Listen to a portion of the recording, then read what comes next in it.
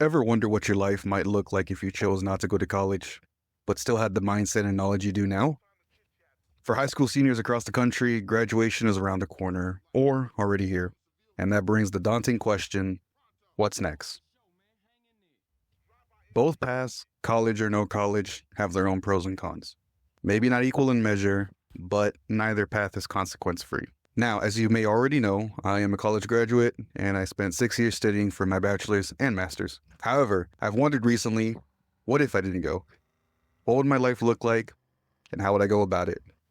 Let's pretend, in an alternate timeline, I had the knowledge of my present self at graduation, and chose not to go to college. As a disclaimer, this isn't me being anti-college. I just want to give anyone who's choosing not to go a few grounded ideas to get started, so time doesn't go wasted, nor opportunities slip by. Hey guys, it's Mac. I'm back. Before exploring an alternate life, let's first explore how did I end up going to college in the first place. Well, the truth is I never dreamed of going. I wanted out. I flirted with the idea of day trading, business schemes, being an artist, and dropping out altogether. I'm pretty sure my mom signed me up for community college because I have no memories of ever doing it myself for my freshman year. College is not easy, nor always fun, and I was tempted to drop everything and do anything but go to school on multiple occasions. However, I had no plan, no path, and was way too dumb to make anything of my life in my late teens and early 20s. I went mostly because my parents expected me to, but I did at least know what I was aiming for, which was an accounting degree. To skip college back then, I would have needed one of three things. 1, a real money-making talent.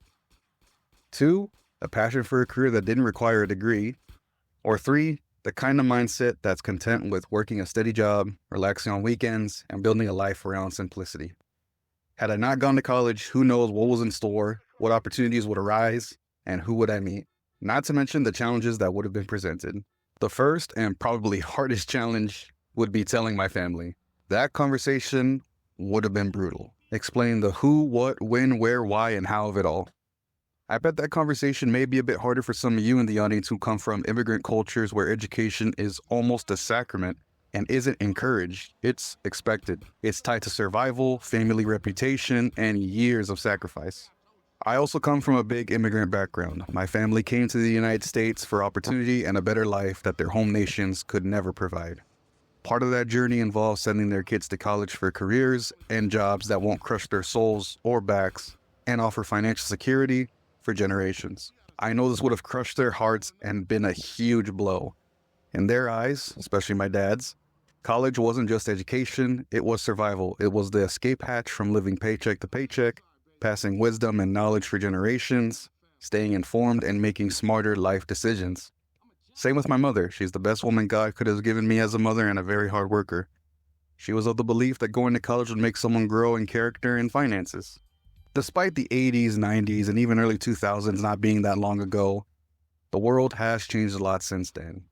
In 2025, it's genuinely more possible to succeed without a degree than it was when they were coming up. Not to mean there isn't value to a degree anymore, but in my opinion, it's easier today than many years ago to succeed with stability without going to college. Something that was unheard of for where and when my parents grew up. So I would have respected their feelings and let them know why I carefully chose not to attend college. I'd pay rent if they expected it, helped around the house with chores, and make them proud by being an honest working man and helping around the community. So yeah, it would have hurt them deeply, but eventually I think they come around because seeing me happy and stable, I think that would eventually matter more. I am all for honoring thy father and thy mother, but part of growing up means owning your choices, and if I failed, I'd rather it be from my own decision than from living someone else's. So, after that tough conversation, what next? What would I do for work? For me, gap years weren't realistic. I didn't come from money, I had no big-time connections, and my parents weren't CEOs or business owners. I'd enjoyed my last summer, but come August, I'd need a job. What would I look for? Simply decent pay, 401k matching, paid time off, promotion opportunities, and/or exit opportunities. I would have stuck with being a pharmacy tech right out of high school. The role alone could open doors down the line, such as working for an insurance company, a pharmaceutical firm, or hospitals, which tend to pay better than retail chains. I also would have looked into compounding, which usually pays more depending on the setting and specialization. I mentioned in my very first video, by the time I graduated college, I had worked my way up from $14 an hour as a trainee to just under $20 an hour as a licensed tech. For a young person with no family to support, it can pay really well, especially early on. If I had joined the pharmacy tech license program during high school, I could have earned anywhere between $15 to $20 an hour right after graduation without any prior experience. And if it so happens, just like in real life, I got tired of retail, I'd look to upgrade to a hospital or corporate setting for better pay and lighter workloads.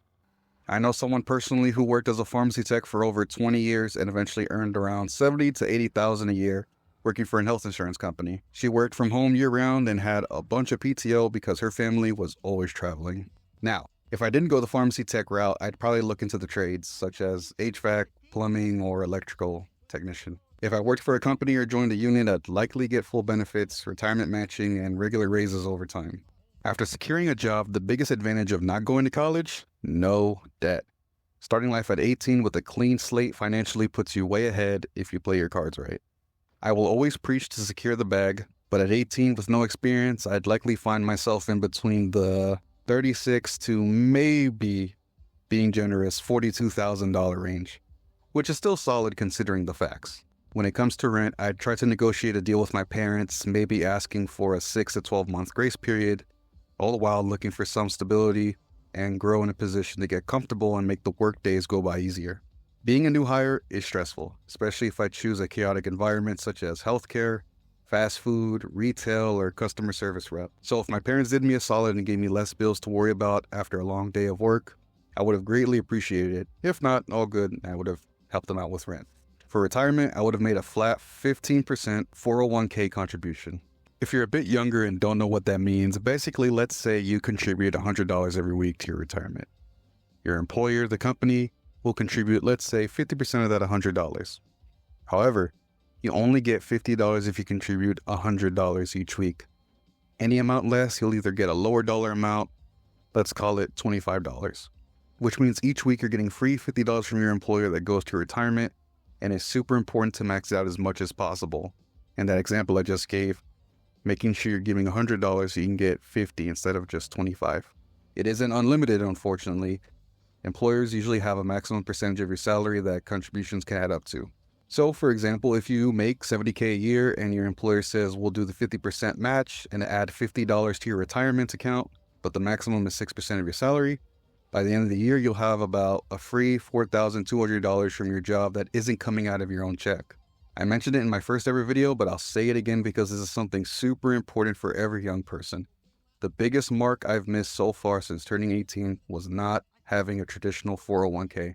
I did open an individual account, but I never took it seriously enough or set time aside to research how to invest in the long run, all the while trying not to fall for scam courses or influencers who post their day trader lifestyle.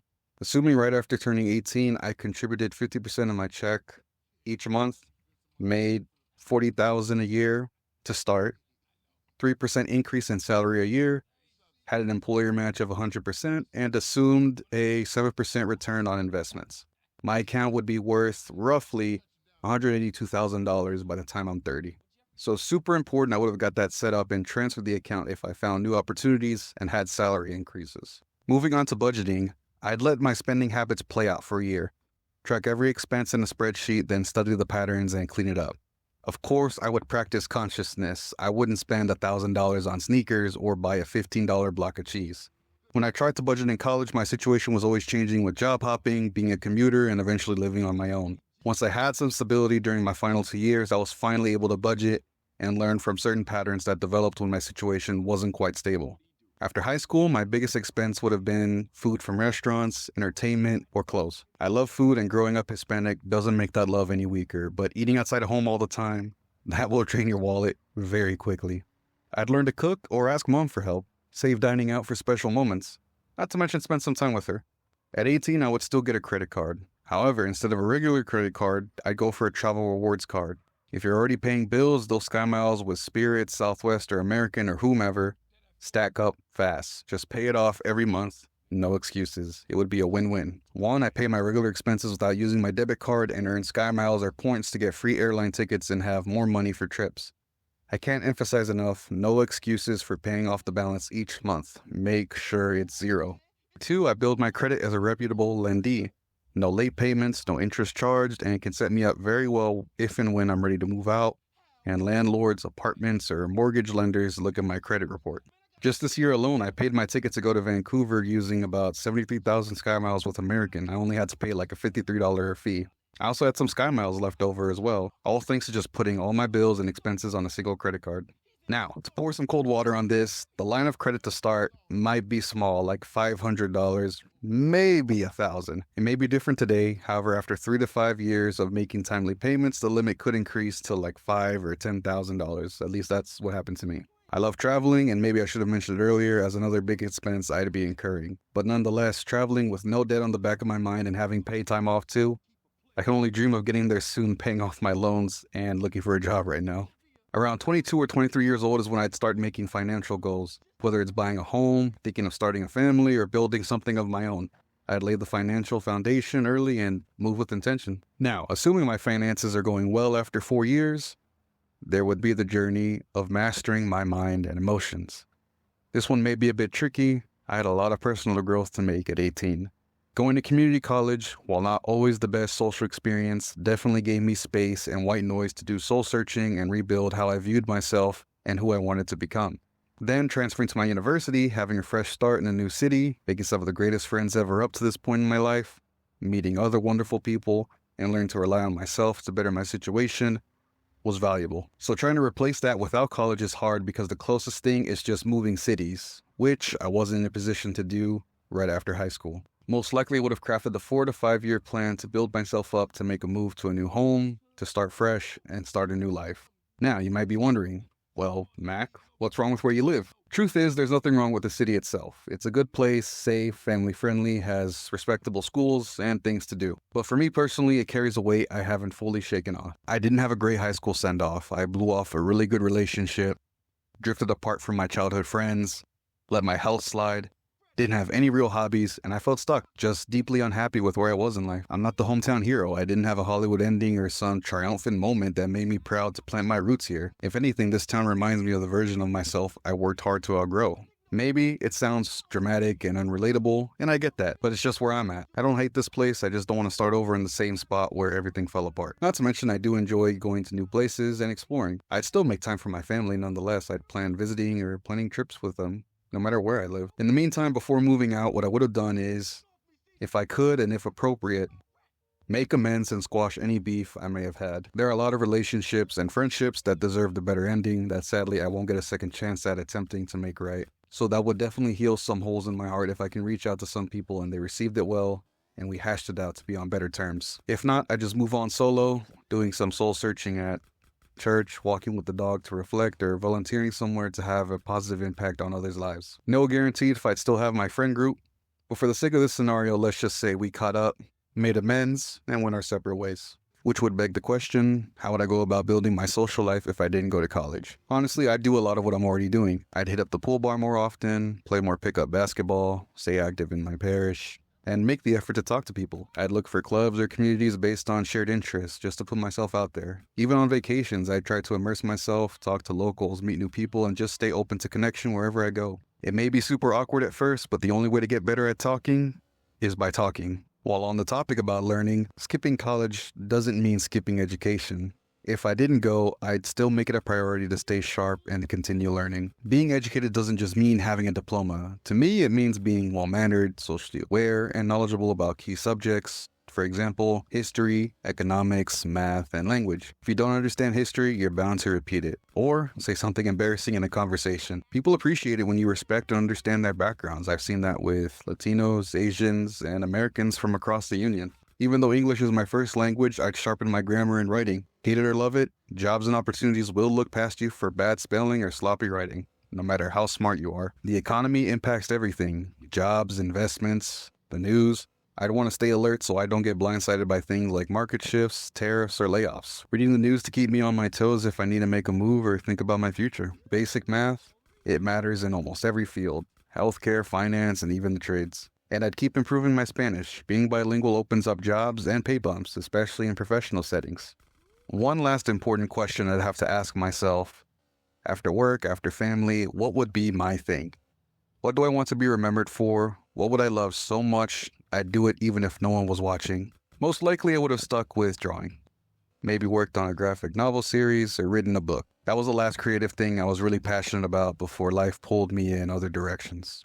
More than sports or academics, what's always pushed me to grow and want to share my voice with the world was storytelling. Movies, shows, cartoons, those moments I used to geek out over with my friends or even classmates who weren't part of the same clique as mine. I also owe a lot of that to my dad. He used to take me to the library all the time as a kid, and that's where I fell in love with stories. Even now, a good book or a great movie reminds me of that early sense of wonder. And let's be real, sometimes life hits hard. If there's no vacation on the calendar, sometimes all you need is a story to escape into for a while. TV, books, art, it's therapeutic. So with my evenings free in this alternate timeline, I'd be working on that, becoming a better writer, a better artist, not for fame or money, as nice as that would be, just for the love of it. And maybe if I stuck with it long enough, I'd do something real with it. If you're new here to my channel and still on the fence about college, check out my first video, what I would have done differently in college. It might sound like I'm knocking college at first, but I'm not. I actually love the experience. That video is more about how I could have made it even better, even easier, if I knew what I know now. And this video, it's not just some alternate universe fantasy. This is a thought experiment, a blueprint, a template for anyone thinking, what if I don't go to college? I'm walking you guys through what I would have done step by step with my current mindset so you can take whatever pieces speak to you and start building a plan of your own. Whether you end up in college or not, I want you to have something solid to lean on. But in the meantime, I hope that between both videos, you find a little clarity or at least some peace of mind. And just to be clear, if I didn't go to college, that wouldn't mean the door was shut forever. I had to make sure to tell my parents and remind myself that college is still there later in life if I ever chose to go. I went to school with many non-traditional students in their late 20s, 30s. I even saw 40-year-old interns at jobs. Those classmates were some of the smartest, hardworking, funniest, and greatest people I had the pleasure of studying with. So yeah, you might be the super unk or the super auntie in the classroom, but come on, embrace it, wear it proudly. Now I want to hear from you. If you didn't go to college, what advice would you give your younger self or someone graduating high school this year? If you're unsure right now about going to college, drop a comment. What's making you hesitate? What are you trying to figure out? Here's what I'll say to anyone undecided. Whatever you choose, just make sure it's your choice, it's a well thought out choice, and ask around for help. There will be ups and downs either way. Good memories, hard lessons, wins, and regrets. That's life. Just don't stop living it. But let's keep it real. Being just a high school grad comes with risk. Some jobs might keep promotions, some benefits take longer to access, and if you don't have a plan, it's easy to drift. Layoffs can hit harder too. I was recently laid off as an accountant, but I might have an easier time bouncing back than some people who don't have a degree. It all depends on how you play your cards. That said, the version of me who skipped college, I don't think he'd stress out too much about climbing the corporate ladder. He'd give it a shot, sure, but if it wasn't meant to be, he'd be at peace with that. As long as he had his weekends off, his family close, a few vacations a year, and enough money for tacos, movies, and a little peace of mind, he'd feel like the richest man alive. That attitude toward upward mobility really does vary. Some people want the corner office, others just want to live with dignity and joy. Either path is valid as long as you're intentional about it. And if you got your own version of this alternate timeline, college or not, I'd love to read it. I'll catch you guys in the next one. Take care.